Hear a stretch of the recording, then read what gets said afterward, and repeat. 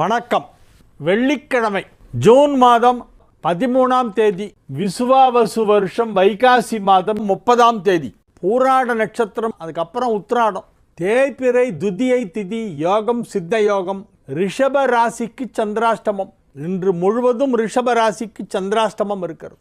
ராகு காலம் 10:30 மணி முதல் 12 மணி வரை, யமகண்டம் மதியம் 3 மணி முதல் 4:30 மணி வரை, குளிகை நேரம் காலை 7:30 மணியிலிருந்து 9 மணி வரை. நல்ல நேரம் என்கின்ற சுப ஹோரைகள் காலை 6 மணி முதல் 9 மணி வரை, 10 மணி முதல் 10:30 வரை, மதியம் 1 மணி முதல் 3 மணி வரை, மாலை 5 மணி முதல் 6 மணி வரை, இரவு 8 மணி முதல் 11 மணி வரை. இன்றைய கிரக நிலவரம்: மேஷத்தில் சுக்கிரன், ரிஷபத்தில் சூரியன், மிதுனத்தில் புதன் குரு, சிம்மத்தில் செவ்வாய் கேது, தனுசில் சந்திரன், கும்பத்தில் சனி ராகு. இனி தெரிஞ்சுக்கலாம் வாங்க. ஆர் ராமலிங்கம், ஸ்ரீ சமயபுரம் மாரியம்மன் துணை, மயிலாடுதுறை. அந்த காலத்து பழைய சினிமாவான வீரபாண்டிய கட்டபொம்மன், கப்பலோட்டிய தமிழன், பாக்யலட்சுமி, மணாளனே மங்கையின் பாக்யம் மற்றும் கண்ணதாசன் பாட்டுக்கு விஸ்வநாதன் ராமமூர்த்தி இசை மழையில் பி ஸ்ரீனிவாஸ், சுசிலா இணைந்து பாடியுள்ள பாடல்கள். அதில் தங்களுக்கு பிடித்த பாடல் எது? நிறைய இருக்கே சார், கொஞ்சமா நஞ்சமாப்பா. அது என்ன ஒரு தரம் ஒரு கோல்டன் பீரியட் சார் தமிழ் சினிமாவில். நினைப்பதெல்லாம் நடந்துவிட்டால் தெய்வம் ஏதுமில்லை நம் பழைய பாடல். ஆழமான வார்த்தைகள் உங்களை கவர்ந்துள்ளதா? கண்டிப்பாக சார். அந்த பீரியட்லலாம் நான்லாம் நிறைய சினிமா பாட்டு கேட்பேன், சினிமாக்கெல்லாம் போவேன் சின்ன வயசில். சிவாஜி கணேசனுக்கு அப்புறம் நான் சினிமாவை பிடிக்காமல் விட்டுட்டேன் சார். சிவாஜி சார் ஆக்ட் பண்ணிட்டு இருக்கிற வரைக்கும் நான் படம் பார்த்தேன், அதுக்கப்புறம் நான் பார்க்கறதில்ல. மறுபடியும் அவரே தான் சினிமா பாட்டை பற்றியே கேட்குறாரு. ஆன்மீக நிகழ்ச்சி, ஜோதிட நிகழ்ச்சியில் சினிமாவை பற்றி நிறைய கேள்வி வருது. முல்லை மலர் மேலே அந்த பாட்டை பற்றி சொல்லுங்கள். அது கானடா ராகம், ஜி ராமநாதன் மியூசிக்கு. வசந்த முல்லை போலே. சார் ரொம்ப டீப்பாக சினிமாலாம் போவானா சார் இந்த ப்ரோக்ராமில்? சும்மா ஏதோ ஒன்று கேட்டீங்க, ஓகே பதில் சொல்லிட்டேன், அதோட விட்டுருவோம். சந்திரன் கேது சேர்ந்தால் தீமை செய்யுமா? ஆமாம், முன்னோர்கள் சாபம் இருந்தால் தான் சந்திரன் கேது சேர்ந்து வரும். முன்னோர்கள் யாரோ ஆத்மா சாந்தி அடையாமல் இருந்தால் சந்திரன் கேது சேர்ந்து வரும். 3வது தலைமுறையில் யாராவது துர்மரணம் அடைஞ்சிருந்தால் சந்திரன் கேது சேர்ந்து வரும். தற்கொலை, கொலை, விபத்து இதிலெல்லாம் யாராவது நிறைய பேர் இறந்துருந்தாங்கன்னா அந்த ஃபேமிலியில் சந்திரன் கேது சேர்ந்து வரும். அறிவழகன் கேட்குறாரு இந்த கேள்வி சந்திரன் கேது பற்றி. நிறைய அபார்ஷன் பண்ணால் கூட வரும் சார். வாலண்டியராக போய் சில பேர் வந்து எனக்கு குழந்தை வேணான்ட்டு ஒரு 45 நாளில் போய் அபார்ட் பண்ணிவிடுவாங்க. அதை அந்த மாதிரி கருச்சிதைவு பண்ணிட்டா கூட அது பெரிய பாவம். ஏன்னா யாரோ வந்து உங்கள் ஃபேமிலியில் முன்னோர்கள் பிறக்கிறதுக்காக வர்றாங்க ஆசையாக. அந்த சிசுவை வளர விடாமல் அதை கருச்சிதைவு பண்ணால் அது ஈக்குவலன்ட் டு மர்டர். நம்ம சாஸ்திரப்படி, சட்டத்தில் அப்படி இல்லை, சாஸ்திரப்படி அது வந்து ஒரு கொலைக்கு சமம். அது யாரை கொலை பண்ணுறோன்னா நம்ம பரம்பரையில் வாழ்ந்த முன்னோர்கள் யாரோ ஒரு கருவுக்குள்ளே வராங்க, அவங்கள நம்ம கருவிலே கொண்டுட்டோன்னா அப்போ தாத்தா பாட்டியெல்லாம் கொண்டு பாவம். அடுத்து வர்ற குழந்தை வந்து சந்திரன் கேதுவோடு பிறக்கும். அதுக்கு என்ன பரிகாரம் பண்ணுறதுன்னா, திரிவேணி சங்கமம் அங்கே போய் பிண்டம் போடணும் குளிச்சுட்டு. பிரயாக்ராஜ்னு பேர், பழைய பேர் அலகாபாத்தும்பாங்க, அங்கே இலகாபாத்தும்பாங்க. இப்போ அதுக்கு பிரயாக்ராஜ்னு பேர். அந்த திரிவேணி சங்கமம் இருக்கிற இடத்துல போய் பிண்டம் போட்டுட்டு அங்கே ஒரு ஆஞ்சநேயர் கோயில் இருக்கும், அந்த ஆஞ்சநேயரை தரிசனம் பண்ணிவிட்டு அங்கேருந்து வாரணாசி போகணும். காசி வாரணாசி பனாரஸ் 3 ஒன்று தான், பேர் தான் வேறு வேறு. அங்கே போய் அந்த 5 தீர்த்த ஸ்நான கட்டங்களில் படகுலேயே சாதம் வடித்து பிண்டம் பிடிச்சி அங்கே பிண்டம் போட்டுட்டு வருவாங்க. அந்த 5 இடத்துல 5 தடவை குளிக்கணும். அதுக்கு படகுல போய் 5 தடவை குளிச்சுட்டு 5 இடத்துல பிண்டம் போட்டுட்டு வரணும். அது தவிர அங்கே வந்து அந்த க்ஷேத்திரத்துக்கு போனாலே ஒரு க்ஷேத்திர ஸ்ராத்தம்னு ஒன்று உண்டு. அந்த க்ஷேத்திரத்துக்கு போனாலே அதுக்கு ஸ்ராத்தம் பண்ணணும். அங்கே அந்த மண்ணை மிதிச்சாலே, அப்பா இல்லாதவங்க மட்டும் அந்த க்ஷேத்திர ஸ்ராத்தமும் பண்ணணும். அதுக்கப்புறம் கயா போகணும். கயாவில் வந்து பல்குனி நதி, அக்ஷயவட்டம்ங்கிற அந்த மரத்தடி, அதுக்கப்புறம் விஷ்ணு பாதம் 3 இடத்துல பண்ணணும். தவிர அங்கே 5 பேரை வச்சு மாத்ரு வர்க்கத்துக்கு தனியாக ஒருத்தரை வச்சு அவங்களெல்லாம் வரித்து முன்னோர்கள் பேரெல்லாம் சொல்லி அவங்கள ஆவாகனம் பண்ணி அவங்கள வரித்து இந்த எல்லாருக்கும் சேர்ந்து சிராத்தம் பண்ணிட்டு வரணும், ஹோமம் பண்ணி சிராத்தம் பண்ணணும் கயால. இதெல்லாம் பண்ணிட்டு வந்தால் இந்த சந்திரன் கேது காம்பினேஷன் ரொம்ப கெடுதல் பண்ணாது, அதோடைய வீரியம் குறையும். அது உள்ளவங்களுக்கு வந்து மைண்ட் வந்து ஒரு மாதிரி தப்பாக வேலை செய்யும். சந்திரன் கேது காம்பினேஷன் இருக்கிறவங்களுக்கு தவறான முடிவுகளெல்லாம் எடுக்கிறவங்களாம் இருப்பாங்க.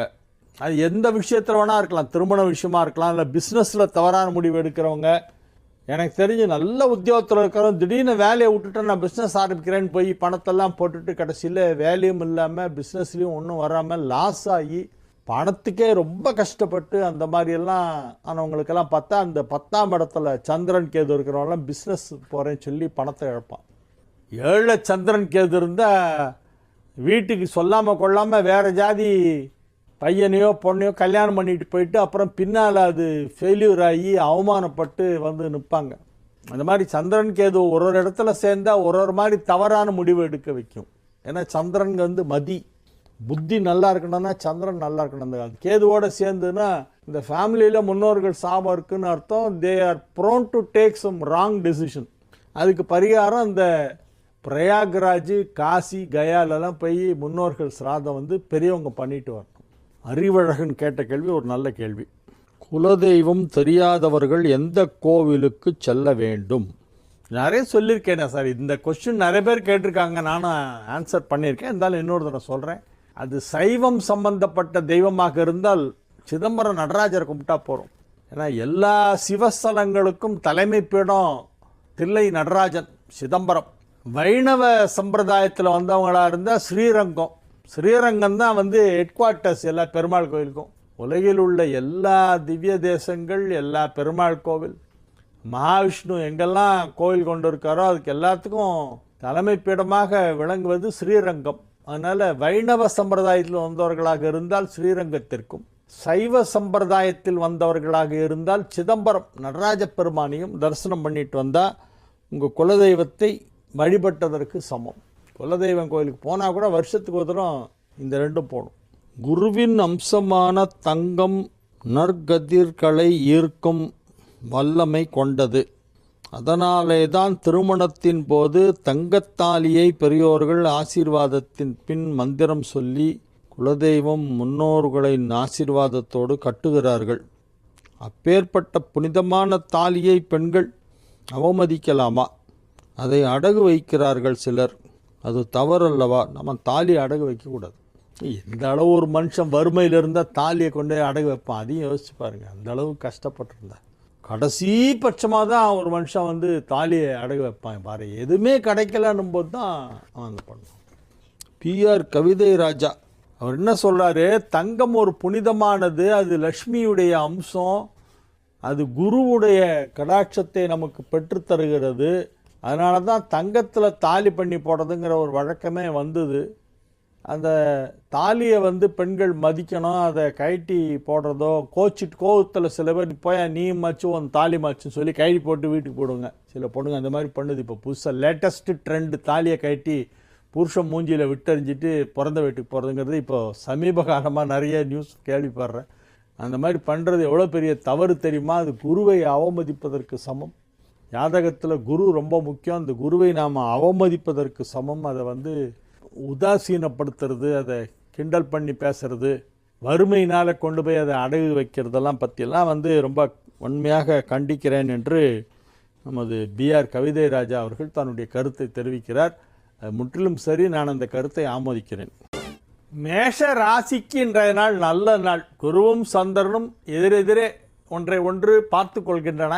குருவிற்கு 7ஆம் இடத்திலே சந்திரன் இருக்கிறது, குருவின் வீட்டிலே இருக்கிறது, தனுசிலே இருக்கிறது சந்திரன். இந்த குருச்சந்திரன் சமசப்தமமாக ரெண்டும் கேந்திரங்களிலே அமர்ந்து பார்த்து கொள்வது ஒரு மிக சிறப்பான யோகம். கஜகேசரி யோகங்களில் அதுவும் ஒன்று. கஜகேசரி யோகம்னு ஒரு 7-8 இருக்குது, அதில் இதுவும் ஒன்று. அதில் இந்த யோகம் மேஷத்திற்கு நன்மை செய்யும். ஏனென்றால் சந்திரன் 4 குடைவன், குரு 9 குடைவன். ஒரு கேந்திராதிபதி சந்திரன், ஒரு திரிகோணாதிபதி குரு. குருச்சந்திரன் சமசப்தமமாக இருக்கக்கூடிய நாள் என்பதால் இன்றைய தினம் நீங்கள் நினைத்த காரியத்தை எல்லாம் வெற்றிகரமாக செய்து முடிப்பீர்கள். உங்கள் அலுவலக பணிகளை அழகாக செய்வீர்கள். முக்கிய பிரமுகர்கள் சந்திப்பு இன்றைய தினம் மேற்கொண்டால் அது உங்களுக்கு நன்மை அளிக்கும். மேல் படிப்புக்கு மாணவர்கள் முயற்சி செய்தால் அட்மிஷன் கிடைக்கும். வியாபாரத்தை விருத்தி செய்ய ஏதேனும் முயற்சி மேற்கொண்டால் அது நல்ல விதமாக நடைபெறும். வியாபார வளர்ச்சி, வியாபாரத்தை விரிவுபடுத்துதல் போன்றவையெல்லாம் வெகு சிறப்பாக நடைபெறும். பணம் கொடுக்கல் வாங்கலில் ஏதாவது சிக்கல் இருந்தால் அது இப்பொழுது சரியாகிவிடும். உங்களுக்கு வரவேண்டிய இடங்களிலிருந்து வரவேண்டிய பணம் கைக்கு வந்து சேரும். 2 தனஸ்தானாதிபதி ராசியிலேயே அமர்ந்து கொண்டிருக்கிறது என்பது ஒரு சிறப்பான யோகம். இப்பொழுது ராசியிலேயே சுக்கிரன் இருக்கிறது. சுக்கிரன் தனஸ்தானாதிபதி, 2, 7 ஆகிய வீடுகளுக்கு அதிபதி. அந்த சுக்கிரன் வலுவாக ராசியிலே அமர்ந்திருப்பதால் இப்போ பண பரிவர்த்தனைகள் சுலபமாக நடைபெறும். ஒரு சிலருக்கு பெரிய தொகை கிடைக்க வாய்ப்பு இருக்கிறது. ஜனனகால ஜாதகத்திலே நல்ல தசாபுக்திகள் நடைபெற்றால் பெரிய அளவிலே பணம் கிடைக்கவும் வாய்ப்பு இருக்கிறது. திருமண முயற்சியில் ஈடுபடலாம். திருமணமாகாத மேஷ ராசியினருக்கு திருமணம் இப்பொழுது நிச்சயிக்கப்படுவதற்கு வாய்ப்பு மிக சிறப்பாக காணப்படுகிறது. எனவே இது ஒரு நல்ல நாள்.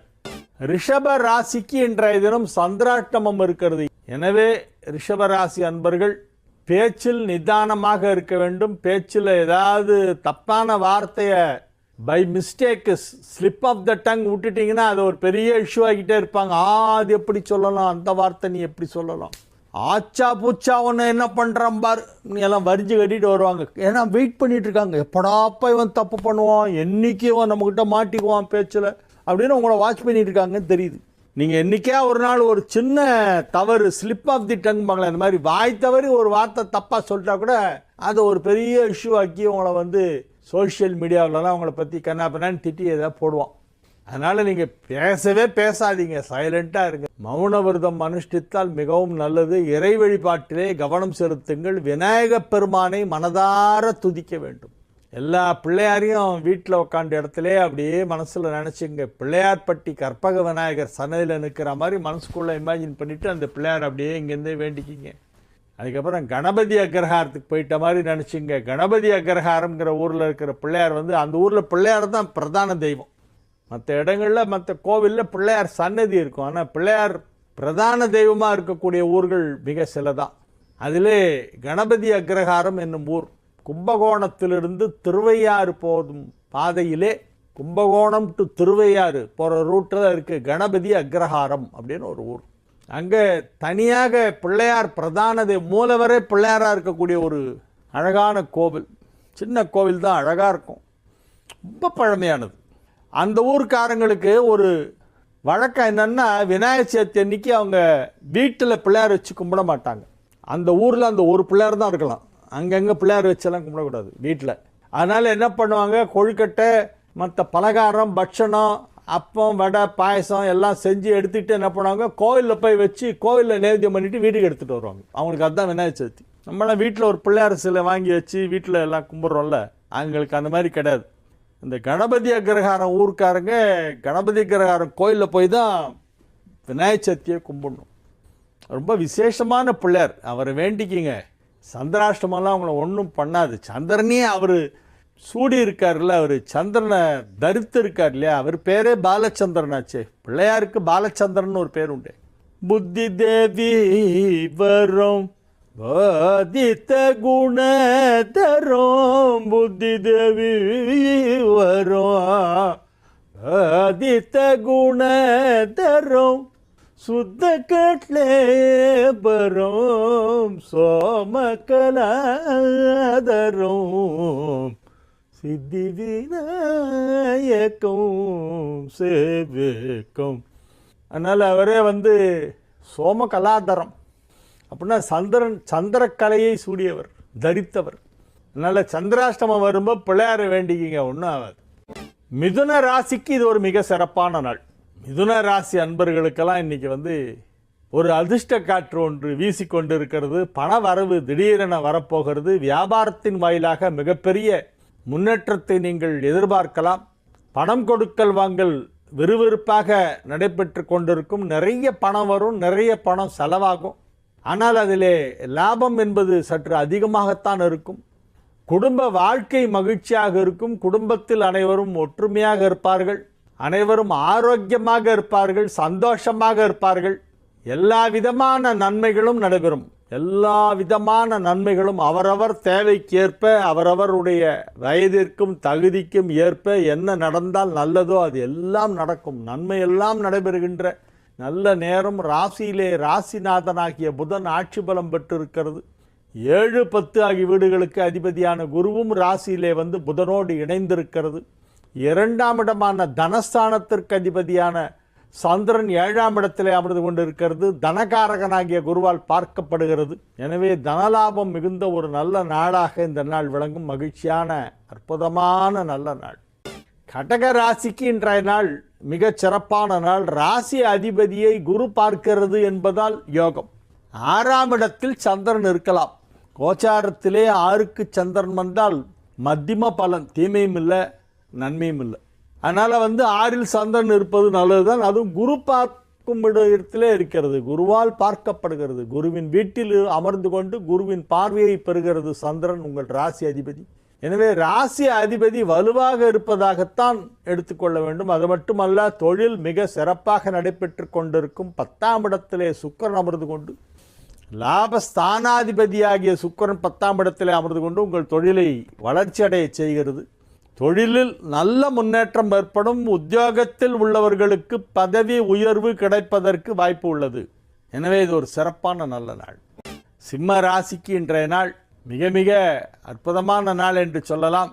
9ஆம் இடத்தில் சுக்கிரன், 10ஆம் இடத்திலே ராசி அதிபதி சூரியன், 11ஆம் இடத்திலே புதன் குரு, இவை அனைத்துமே உங்களுக்கு நன்மை செய்து கொண்டிருக்கின்றன. ராசி அதிபதி இன்னும் 2 நாட்களுக்கு 10ஆம் இடத்திலே இருக்கிறது. அதன் பிறகு 11ஆம் இடத்திற்கு வந்து குருவோடு இணையப் போகிறது. அது இன்னும் அதிக நன்மையை செய்யும்.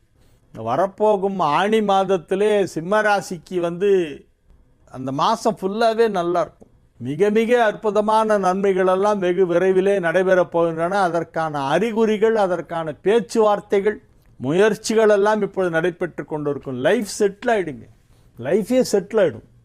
ஆமாம், என்ன குறிக்கோளோடு நீங்கள் பயணித்து கொண்டிருக்கிறீர்கள்?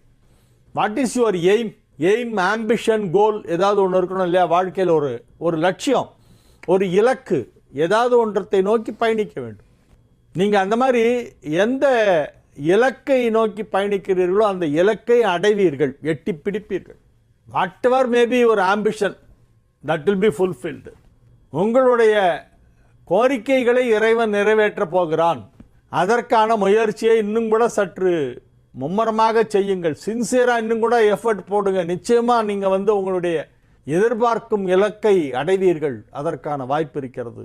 இன்றைய நாள் நன்மைகள் நடைபெறக்கூடிய நல்ல நாளாக விளங்கும்.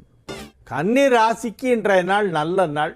11 கொடையவன் மிக சிறப்பான நிலையிலே 4ஆம் இடத்திலே அமர்ந்து கொண்டு குரு புதனால் பார்க்கப்படுகிறது. புதனும் குருவும் சந்திரனை பார்க்கின்றன. ராசி அதிபதியும் குருவும் 10ஆம் இடத்திலே இணைந்திருப்பதே ஒரு பெரிய யோகம். ராசிக்கு 10ஆம் இடத்திலே குரு புதன், 10 கொடையவனும் புதன் தான், ராசி அதிபதியும் புதன் தான். அந்த புதன் 10ல் உட்காந்து ஆட்சி பலம் பெற்று குருவோடு சேர்ந்து இருக்கிறது, சந்திரனை பார்க்கிறது. எனவே இதெல்லாம் ரொம்ப நல்ல கிரக அமைப்பு. இதனுடைய பலன் என்ன அப்படின்னா, நீங்கள் என்ன ட்ரை பண்ணுறீங்களோ அது ஈஸியாக நடக்கும். உங்களுடைய முயற்சிகள் சுலபமாக நடைபெறும், ரொம்ப சுலபமாக நடைபெறும். ஆனால் கொஞ்சமாவது முயற்சி பண்ணணும். கம்முன்னு உட்காண்டிருந்துட்டு அதுக்கப்புறம் ஒன்றுமே நடக்கலைன்னு சொல்லக்கூடாது. சிலர் அல்லும் பகலும் வெறும் கல்லாயிருந்து விட்டு அதிர்ஷ்டமும் இல்லை என்று அலட்டிக்கொள்வார். அந்த மாதிரி இருக்காதீங்க. நீங்கள் அல்லும் பகலும் கல்லாக இருந்துட்டு அப்புறமா எனக்கு அதிர்ஷ்டமே இல்லைன்னு சொல்லக்கூடாது. நீங்கள் உழைச்சி அதுக்கு பலன் கிடைக்கலன்னா அப்போ சொல்லுங்கள் அதிர்ஷ்டம் இல்லைன்னு. இன்றைக்கி உழைச்சிங்கன்னா பலன் கிடைக்குங்க. நாள் நல்ல நாள், கிரகங்கள்லாம் நல்லா இருக்குது. நீங்கள் கொஞ்சமாவது முயற்சி பண்ணுங்களேன், நிச்சயமாக வெற்றி பெறுவீர்கள். துலா ராசிக்கு இன்றைய நாள் மிக சிறப்பான நன்மைகள் நடைபெறக்கூடிய நல்ல நாளாக விளங்குகிறது. வெற்றிகரமாக உங்கள் பணிகளை செய்து முடிப்பீர்கள். உங்கள் குடும்பத்தில் சுப நிகழ்ச்சிகள் நடைபெறும். 7ஆம் இடத்திலே ராசி அதிபதி சுக்கிரன் அமர்ந்து கொண்டு ராசியை பார்த்து கொண்டிருக்கிறது. சுக்கிரன் வலுவாக 7ஆம் இடம் அமைந்திருப்பதால் இப்பொழுது திருமணம் சம்பந்தமான முயற்சிகள் வெற்றி பெறும்.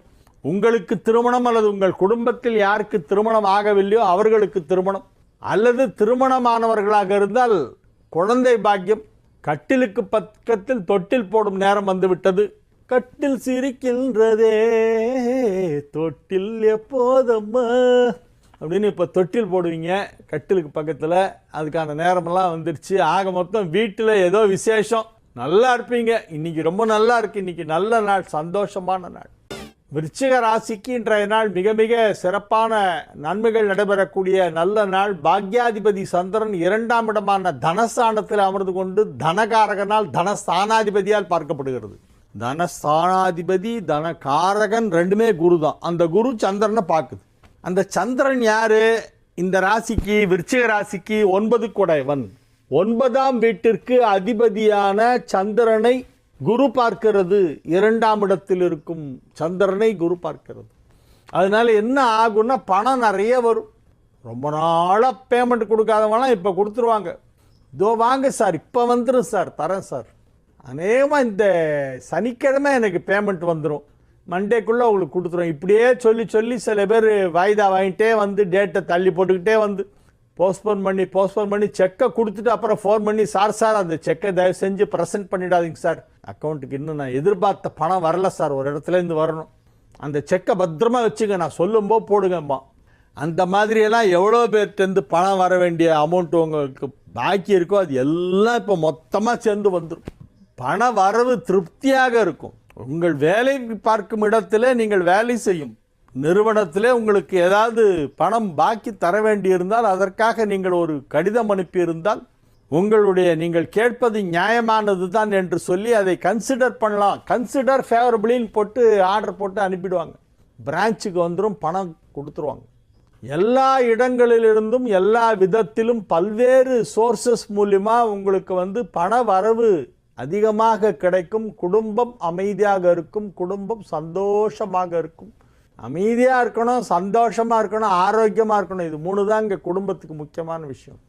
எல்லோரும் ஹெல்த்தியாக இருக்கணும், யாரும் சண்டை போட்டுக்கூடாது, எல்லோரும் ஹாப்பியாக இருக்கணும். அது இருந்தால் போதும். இப்போ அது கிடச்சிருக்கு. அந்த குடும்பஸ்தானத்தை வலுவாக 2 சுபகிரகங்கள், புதன் குரு 2 கிரகம் பார்க்குது. பாக்யாதிபதி சந்திரன் 2ல் இருக்கிறது. எனவே குடும்பம் அமைதியாக இருக்கும், தனம் விருத்தி அடையும், பொருளாதார வளர்ச்சி, தனம் விருத்தி அடையும்னா யூ வில் கெட் மணி, டப்பு ஒச்சுந்தி, இதுதான் பலன். தனுசு ராசிக்கு இன்றைய நாள் நல்ல நாள். 7ஆம் இடத்திலே புதன் குரு சேர்க்கை ஏற்பட்டதால் நல்ல நாள். ராசியில் சந்திரன் இருப்பதால் நல்ல நாள் என்று நான் சொல்லவில்லை. சந்திரன் நன்மை செய்யும் கிரகமே அல்ல. தனுசு ராசிக்கு சந்திரன் நன்மை செய்யாது. 8 குடையவன், அஷ்டமாதிபதி. தனுர் லக்னக்காரங்களுக்கு சந்திர தசை வந்துன்னா போட்டு பார்த்துரும். தனுர் லக்னத்தில் பிறந்தவர்களுக்கு சந்திர தசை நடந்தால் அந்த 10 வருடமும் அவங்க ஏறி ஏறி இறங்கிட்டு இருப்பாங்க. ஏணியில் ஏறணும், பாம்புல சருகணும், ஏணியில் ஏறணும், பாம்புல சருகணும். பரமபதம் விளையாட்டில் வர மாதிரி வாழ்க்கை அப்படியே மேலேயும் கீழே போயிட்டு வந்துட்டு இருக்கும். சந்திர தசை 10 வருஷமும் தனுசு லக்னத்தில் பிறந்தவர்களுக்கு. அதனால் சந்திரன் நன்மை செய்யாது. ஆனால் இப்பொழுது புதனும் குருவும் பார்த்து கொண்டிருப்பதால் ராசியை கடந்து செல்லும் சந்திரன் நன்மை செய்யும். புதன் குரு ஆகிய 2 முக்கியமான சுபகிரகங்கள் ராசியை பார்ப்பதால் மிகப்பெரிய நன்மைகள் நடைபெறும். குடும்பத்தில் அமைதியான ஒரு சூழ்நிலை நிலவும். மகிழ்ச்சியான நல்ல நிகழ்ச்சிகள் எல்லாம் நடைபெறும். எதிர்பாராத விதமாக சில நல்ல நிகழ்ச்சிகள் நடைபெறும். அன்எக்ஸ்பெக்டடாக ஒரு குட் நியூஸ் வரும் உங்கள் ஃபேமிலியில். எல்லா விதமான நன்மைகளும் நடைபெறக்கூடிய நல்ல நாள். மகர ராசிக்கு இன்றைய நாள் மகிழ்ச்சியான நாள். 4ஆம் இடமான கேந்திரத்திலே சுக்கிரன் அமர்ந்து கொண்டு நன்மை செய்து கொண்டிருப்பதால் யோகம். உடல் ஆரோக்கியத்தில் நல்ல முன்னேற்றம் ஏற்படும். தேக நலன் சிறப்பாக இருக்கும். ஒரு சில மருத்துவர்கள் உங்களுடைய ரிப்போர்ட்டை பார்த்துட்டு பயமுறுத்துவாங்க, என்னமோ ஏதோன்றுவாங்க. அநேகமாக ஓப்பன் ஹார்ட் சர்ஜரி பண்ண வேண்டியிருந்தாலும் இருக்கும், இல்லைன்னா பைபாஸ் பண்ணணும் அப்படிம்பாங்க. நீங்கள் 2வது டாக்டர்கிட்ட போய் காமிச்சிங்கன்னா அவர் பார்த்துட்டு ஒன்றுமே இல்லைங்க, 2 மாத்திரை நான் சேஞ்ச் பண்ணி தரேன், அதை போட்டுங்க, எல்லாம் சரியாயிடும். இசிஜி எக்கோ ரிப்போர்ட்டெல்லாம் நல்லா இருக்குங்க, ஒன்றும் பண்ண வேண்டாம், அதெல்லாம் ஆப்ரேஷன்லாம் இப்போ கையே வைக்காதீங்க அப்படின்னு சொல்லி அனுப்பிச்சிடுவார். அப்பாடா கடவுளே எனக்கு நல்ல சிவகடாட்சம் கிடச்சிருச்சு அப்படின்னு சொல்லி சந்தோஷமாக வருவீங்க நீங்கள். அந்த மாதிரி உங்களுடைய உடல் ஆரோக்கியத்தை பற்றி ஒரு தவறான ஒப்பீனியன் ஒரு டாக்டர் கொடுப்பாரு. இன்னொரு டாக்டர் அதெல்லாம் இல்லை, பயப்படும்படி ஒன்றுமே இல்லை, there is nothing to be panic அப்படின்னு சொல்லி அனுப்பிடுவாங்க. அதனால் நீங்கள் சந்தோஷமாக இருப்பீங்க, ஆரோக்கியமாக இருப்பீர்கள், மகிழ்ச்சியாக இருப்பீர்கள், உங்கள் வேலைகளை நன்றாக செய்வீர்கள். வியாபாரத்தில் ஈடுபட்டுள்ள மகர ராசியினருக்கெல்லாம் இது மிக மிக சிறப்பான நல்ல லாபம் கிடைக்கக்கூடிய நல்ல நாள். வியாபார வளர்ச்சி நன்றாக இருக்கும். குடும்பத்தில் அமைதியான சூழ்நிலை நிலவும். கும்ப ராசிக்கு இன்றைய நாள் நல்ல நாள். கும்ப ராசி அன்பர்கள் இன்று மகிழ்ச்சியாக இருப்பார்கள். வெற்றிகரமாக தங்கள் பணிகளை செய்து கொண்டிருப்பார்கள். 5ஆம் இடமாகிய பூர்வ புண்ணியஸ்தானத்திலே அதற்கு அதிபதியான புதன் ஆட்சி பலம் பெற்று குருவோடு இணைந்திருப்பது மிகப்பெரிய யோகம். 5ல் புதன் குரு ரொம்ப பெரிய யோகம். 5ல் ஒரு சுபகிரகம் இருந்தாலே அவங்க நல்லா இருப்பாங்க. 2 சுபகிரகம் புதன் குரு 2 சேர்ந்து இருக்கு 5ல். ரொம்ப நல்ல நேரம். அதனால நீங்க ஒரு பெரிய லெவலுக்கு உயர்வீர்கள். உங்கள் தொழில் வளர்ச்சி நன்றாக இருக்கும். வியாபாரத்தின் மூலமாக நல்ல வருமானம் கிடைக்கும். குடும்பத்தில் ஏதேனும் சுப நிகழ்ச்சி நடைபெற வாய்ப்பு இருக்கிறது. 5ஆம் இடம் என்பது பிள்ளைகளை குறிக்கின்ற இடம். அதனால் உங்கள் பிள்ளைகளுக்கு சுப நிகழ்ச்சி நடைபெறும். பிள்ளைகள் நன்றாக இருப்பார்கள். அவர்களின் கல்வி முன்னேற்றம், அவர்களின் வாழ்க்கை தரம் உயருதல், அவர்களின் குடும்ப வாழ்க்கை போன்ற எல்லாமே சிறப்பாக இருக்கும். பிள்ளைகளால் நீங்கள் பெருமைப்படக்கூடிய ஒரு நல்ல நேரம். எனவே இது ஒரு சிறப்பான நல்ல நாள். நல்ல செய்திகள் இன்று மாலை நேரத்திலே வந்து சேரும். மீன ராசிக்கு இன்றைய தினம் மிக மிக சிறப்பான நன்மைகள் எல்லாம் நடைபெறக்கூடிய நல்ல நாள். 5க்குடையவன் 10ஆம் இடத்திலே இருப்பதால் பதவி உயர்வு கிடைக்கக்கூடிய வாய்ப்பு வலுவாக காணப்படுகிறது. பூர்வ புண்ணிய ஸ்தானாதிபதியாகிய சந்திரன் 10ஆம் இடமான தொழில் ஸ்தானத்திலே இருப்பதால் தொழிலில் நல்ல வளர்ச்சி ஏற்படும். எந்த தொழிலாக இருந்தாலும் சரி மிகப்பெரிய முன்னேற்றத்தை நீங்கள் பார்க்கலாம். அது சுய தொழில் அல்லது வியாபாரம் அல்லது உத்தியோகம் அல்லது ஏதாவது கான்ட்ராக்ட் பேசிஸ் ஜாபு அல்ல டெம்பரரி ஜாபு எதுவாக இருந்தாலும் சரி, தொழில் உங்களுடைய சோர்ஸ் ஆஃப் இன்கம் எதுவோ அதுதான் உங்களுக்கு தொழில். அது நல்லா இருக்கும். பெரிய அளவில் வளர்ச்சி ஏற்படும். நீங்கள் எதிர்பார்க்கறதை விடலாம் ரொம்ப பெரிய வளர்ச்சி ஏற்படும். நன்மைகள் அதிக அளவில் நடைபெறக்கூடிய நல்ல நாளாக இந்த நாள் விளங்கும். எனவே மீன ராசிக்கு இன்னைக்கு ரொம்ப நல்லா இருக்கு. 4ஆம் இடமான கேந்திரத்திலே நன்மை செய்யும் 2 முக்கியமான கிரகங்கள் ஒன்றாக இணைந்து விட்டன. ராசிக்கும் 10க்கும் அதிபதியான குரு, 4க்கும் 7க்கும் அதிபதியான புதன். அந்த குரு புதன் 2 காம்பினேஷன் 4ல். இது ஒரு பெரிய லக். இந்த நேரத்தில் ஏதாவது நல்ல ஆஃபர் கிடைக்கும், டக்குன்னு ஒத்துக்குங்க. யோசனை பண்ணாமல் சரின்னு சொல்லிடுங்க. நல்ல ஆஃபர்ஸ் எல்லாம் வரும். தொழிலில் ஒரு ப்ரமோஷன் கொடுக்குறேன், பாம்பே போறியான்னு கேட்பாங்க. சரின்னுடுங்க. ஐயோ சார், நான் தமிழ்நாட்டை விட்டு ரொம்ப வெளியே போனதில்லை சார், அங்கே போனால் பாஷை ப்ராப்ளம் சார், எனக்கு ஹிந்தி தெரியாது சார், நான் போகல சார் அப்படின்னா சொல்லிங்கன்னா உங்களுக்கு கிடைக்க போகிற ஃப்யூச்சரில் கிடைக்க போகிற பெரிய போஸ்டிங் எல்லாம் போய்டும். ஓகே சார், ரெடி சார், நான் போகிறேன் சார் அப்படின்னு சொல்லி உடனே அக்செப்ட் பண்ணிங்க. மற்றெல்லாம் அங்கே போய் பார்த்துக்கலாம். இங்கேன்னு போகிறவெல்லாம் எல்லா பாஷையும் கற்றுக்கிட்டா போகிறோம். அங்கே போய் கற்றுக்க வேண்டியது தான். தொழிலில் ஒரு பெரிய ஸ்தானம் கிடைக்கிறது. உத்தியோகத்தில் ஒரு பெரிய பதவி கிடைக்க போகுது. ஃப்யூச்சரில் நீங்கள் டாப் ரேங்க்குக்கு வரப்போகிறீங்க. அதை போய் மிஸ் பண்ணலாமா அந்த ஆப்பர்ச்சுனிட்டியை? அதுலேயும் ஒரு அற்புதமான காரணங்களுக்காக அவன் வயிற்று பழப்புக்காக எங்கெல்லாமோ போகிறான். ஆப்பிரிக்கா, அமெரிக்கா விட்டு அட்லாண்டிக்காவில் கூட போய் உட்காந்துருவாங்க போல் இருக்கு வேலை கிடச்சா. அவ்வளோ தூரம் எல்லாரும் வேலைக்காக உலகமெல்லாம் போகிறதுக்கு தயாராக இருக்காங்க. நீங்கள் இங்கே இந்தியாவில் இருக்கிற தமிழ்நாட்டிலேருந்து மகாராஷ்டிராவுக்கு போக மாட்டேன்னு சொன்னால் என்னங்க நியாயம் அது? அப்புறம் எப்படி தான் பிழைக்க முடியும்? நான் எங்கள் ஊருக்குள்ளேயே வேலை வேணும் சார். நான் என்ன வேலை கிடைக்கும்? உனக்கு ஒன்றும் கிடைக்காது. மளிகை கடையில் பில்லு போடுற வேலை தான் கிடைக்கும். வேணால் போய் உட்கார். பெரிய லெவலில் வளரணுன்னா இந்தியா ஃபுல்லாக வேர்ல்டு ஃபுல்லாலாம் போகிறதுக்கு தயாராக இருக்கணும். இளைஞர்கள் எந்த பாஷையாக இருந்தாலும் கற்றுக்கிறதுக்கு தயாராக இருக்கணும். எந்த ஊருக்கு போக சொன்னாலும் போகிறதுக்கு தயாராக இருக்கணும். அப்போ தான் பெரிய லெவலில் முன்னுக்கு வர முடியும். அதை இளைஞர்கள் நல்லா புரிஞ்சுக்கணும். மொழி ஒரு பேரிகார்டு இல்லை.